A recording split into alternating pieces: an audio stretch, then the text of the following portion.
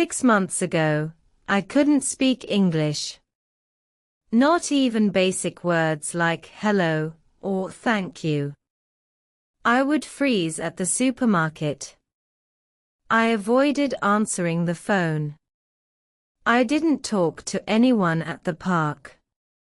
I was a stay-at-home mom, living in a new country, feeling lost. Today, I can speak confidently with teachers, order food at a restaurant, and even help other moms translate school emails. What happened in between? Let me take you back to the beginning. Chapter 1. A new life, a silent life.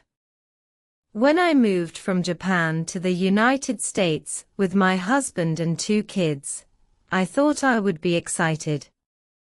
New country. New home. New opportunities. But I wasn't excited. I was scared. My husband went to work. My children went to school. And I stayed home, surrounded by silence. I didn't understand the people. I didn't understand the signs. I didn't understand anything. Simple things became stressful. Ordering food. Buying milk. Asking for directions. One day, I got lost while walking back from the park. I wanted to ask someone for help, but I couldn't. I stood on the sidewalk and cried quietly, hoping no one would notice me. Chapter 2. The breaking point. The worst moment came one evening after dinner. My son opened his backpack and said, "Mom, can you help me with my English homework?" I looked at the page. I saw words I didn't understand. I tried to smile, but inside, I felt like I had failed as a mother. How could I raise children in a country where I couldn't even help with homework? That night, I couldn't sleep. I sat at the kitchen table with a pen and notebook and wrote, "I will learn English. For them. For me." That was the moment everything changed. Chapter 3. A plan for a busy mom. I didn't have time for long classes. I didn't have money for a private tutor. I didn't even know where to start. But I had something better than all of that. I had my phone. I opened YouTube. I found ChatGPT. I started reading blogs and watching people who had learned English at home. I realized I didn't need to be perfect. I just needed a plan I could follow every day. So I created my mom's English routine. No pressure. No excuses. Just small steps, every day. Step 1. Learn survival English. The first thing I did was ask ChatGPT. Teach me 20 simple English sentences for daily life. It gave me exactly what I needed. Where is the bathroom? I don't understand. Please help me. I want to buy this. I wrote them down and taped them to the fridge, the mirror, and the wall beside my bed. Every morning while brushing my teeth, I practiced them. While cooking, I say them out loud. When walking with the stroller, I repeated them in my head. They were simple. But they were my first English weapons.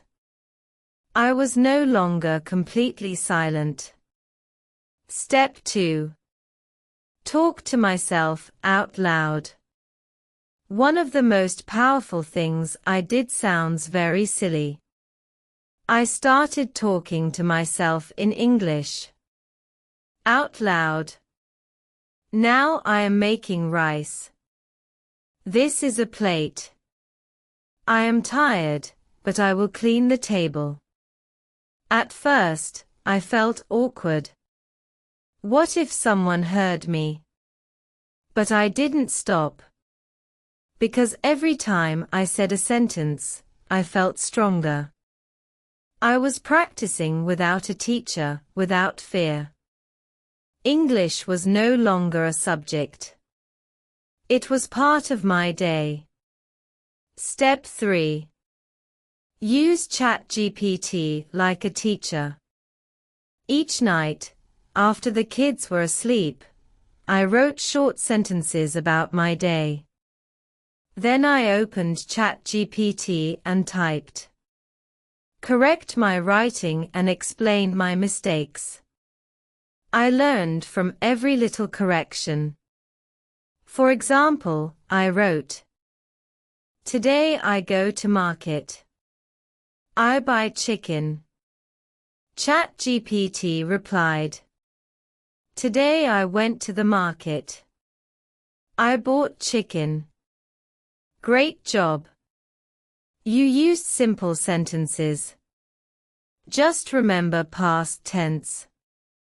That small feedback taught me more than a grammar book ever did. After just 3 weeks, something changed inside me. I wasn't fluent. I still made mistakes. But I no longer avoided people. I started saying hello to neighbors. I smiled when someone asked me a question. I could answer. That little bit of progress gave me hope. And hope gave me momentum. I was still a full-time mom. But now, I was a full-time learner too. Chapter 4. Listening while living. With 2 kids, dishes, laundry, and cooking, I had no time to sit down and study. But I realized I could listen while I lived. I asked ChatGPT, Can you recommend English listening for beginners? It gave me simple podcasts, slow-spoken YouTube stories, and even children's books in audio. So I made a rule. No more silent chores. Only English in my ears. While folding clothes. English. While washing dishes. English. While walking to school. English. I didn't understand every word at first. But I didn't stop. I listened again. And again. And again. Just like a child learns. Chapter 5. My kids, my coaches. One night, I told my son, Let's speak only English at dinner. Just for fun. He smiled. Okay, Mommy. We started with easy phrases. Pass the salt. This chicken is good. How was your day? Sometimes he corrected me. Sometimes I corrected myself. Soon, my daughter joined too. It became a game. Who could speak the most English at dinner? They helped me learn, and they saw me grow. And something even more amazing happened. They started to take more pride in speaking English too. We were learning as a family. We were changing together. Chapter 6. A real moment of change. After 5 months of quiet progress, I faced a real test. The school sent a message.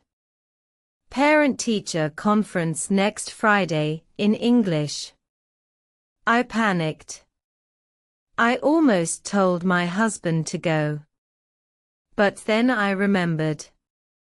I had spoken English with ChatGPT. I had written and corrected 100+ sentences.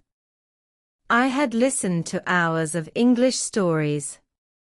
I had practiced every single day. I was ready. That Friday, I walked into the classroom. My hands were shaking. My heart was beating fast. The teacher smiled and said, "Hi. You're Lucas's mom, right?"